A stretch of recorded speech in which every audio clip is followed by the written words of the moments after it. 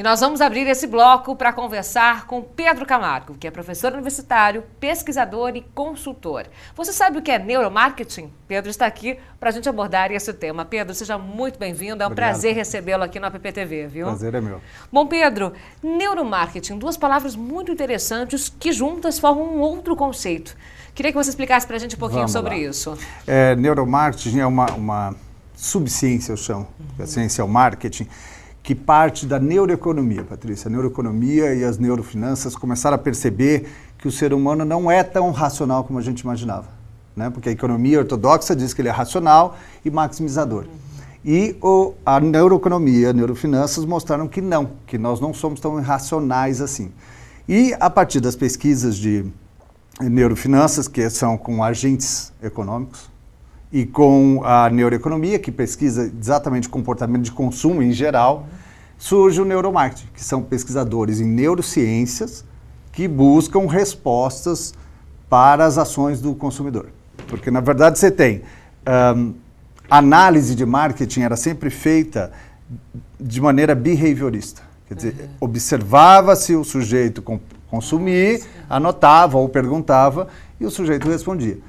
O neuromarketing traz um processo subjacente anterior, porque Benjamin Libet, em 80, descobriu que, além de 95% das informações estarem no nosso inconsciente, o cérebro decide milésimos de segundos antes de você saber, você ter consciência de que ele decidiu.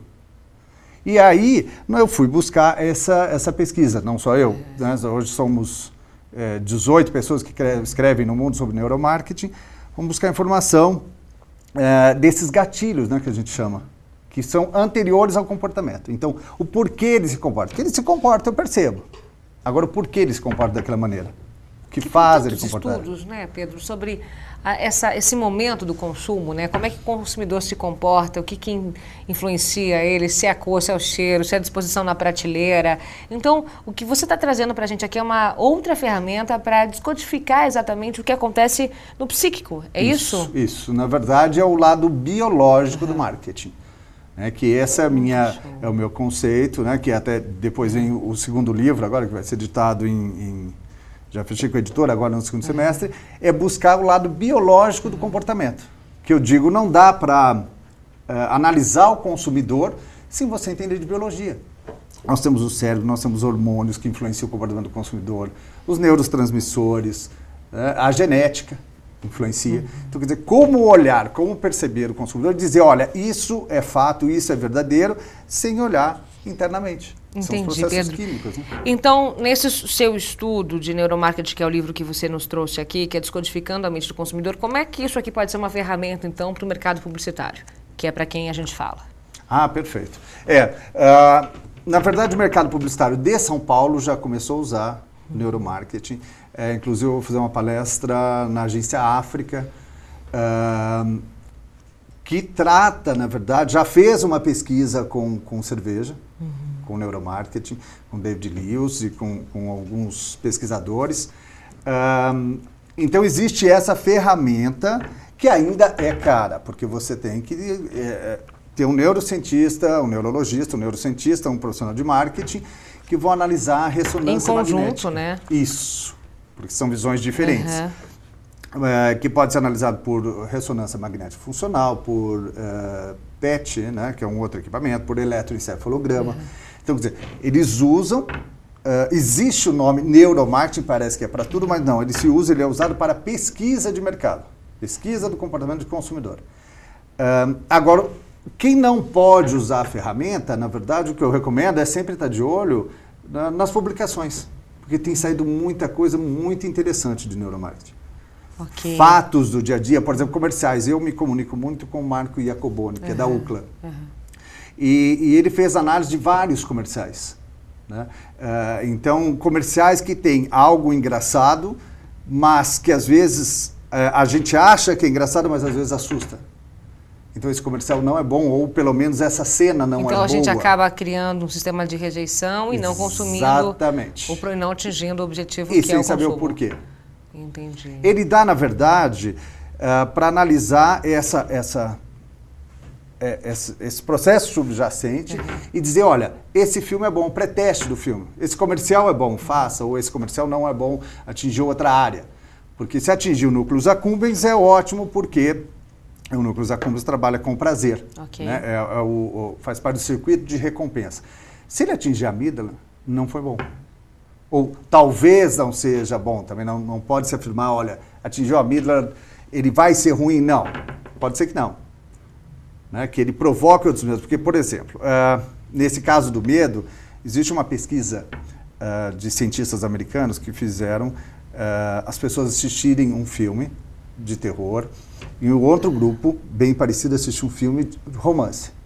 Depois deram dinheiro para eles e eles foram para o shopping para consumir.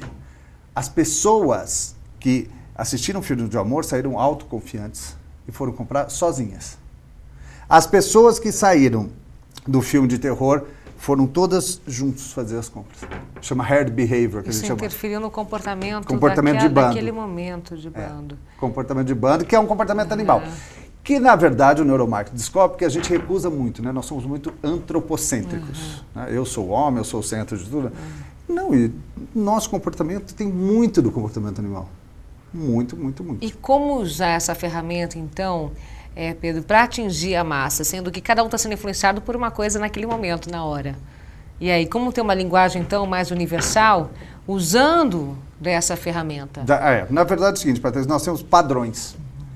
Né? A cultura muda de lugar para lugar, mas todas as pessoas têm medo. O que diferencia o medo, né? No Japão é de algo, o medo nosso é de outro, o medo dos Estados Unidos, o medo na Coreia, mas o padrão medo existe. Existem 6 padrões de emocionais que você pode identificar no neuromarketing. Né? Ele não é a resposta definitiva. São 6 padrões, é isso?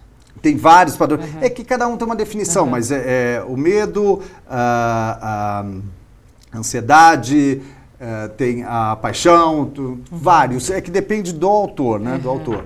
Mas eles chamam de Big Blue, tem alguns que denominam como Big Blue. E esses padrões são idênticos. Então, todos nós temos, que aí entra o estudo da psicologia evolucionista, que são padrões dos nossos ancestrais. Então, a gente tem os mesmos medos ainda de 10, 20 mil anos atrás. Então, a gente tem os mesmos, e a psicologia evolucionista também traz, ela está aproximando do marketing, né, para trazer essas informações. Então, a partir do momento que eu tenho esse conhecimento, eu vou mudar também minha forma de atuar, de criar um determinado produto. Com certeza. A primeira coisa é tirar do briefing, o briefing vem, é racional ou emocional? Tira o racional. O nosso comportamento é emocional, é muito pouco racional. Se tiver racional, é junto com o emocional.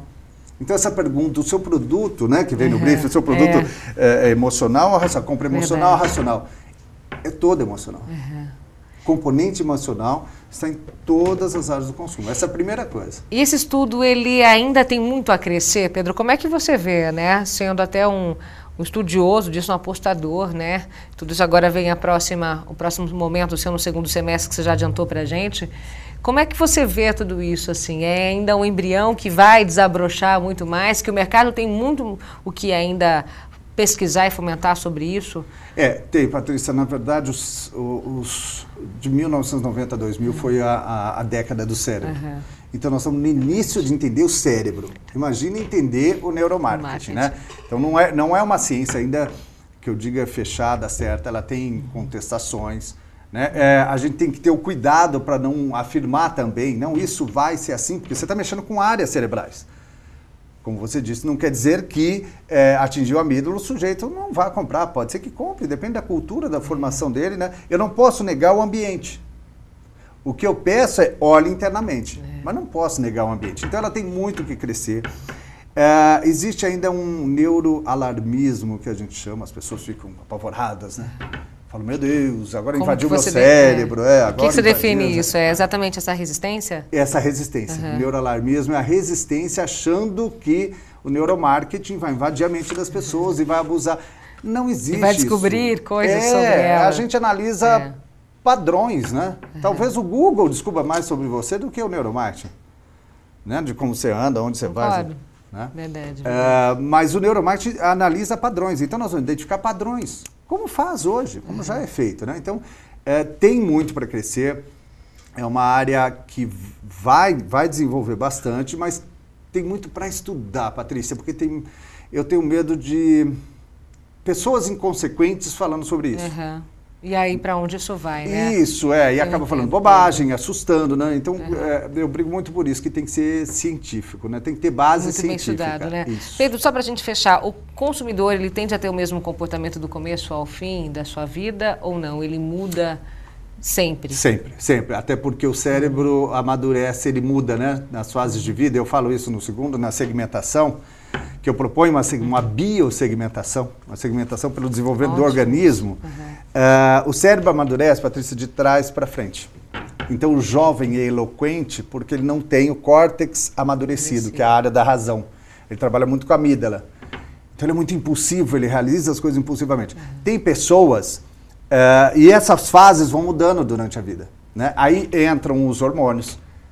Né? Quando tem testosterona, você também é muito ativo, depois cai a testosterona, você acalma. Então, as fases mudam muito, né? Desde pequena até... Muito bom. Pedro, esse tema ele vai longe, né? Para quem quiser mais informações, como é que as pessoas, ainda mais o nosso público, pode tê-las?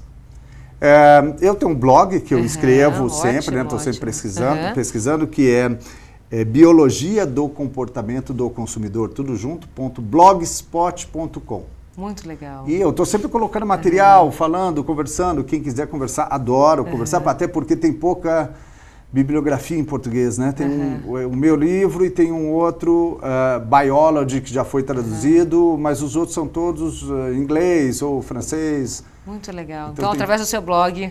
Com o maior prazer. Muito legal. Pedro, agradeço por tratar desse tema aqui pra gente no AppTV. Volte sempre, viu? Obrigado, Patrícia. Muito obrigada. Prazer é meu. Bacana, né? Nós vamos segurar um breve intervalo, porque no próximo bloco eu converso com o Jamil Albuquerque e a arte de lidar com pessoas. Não saia daí. Eu espero você.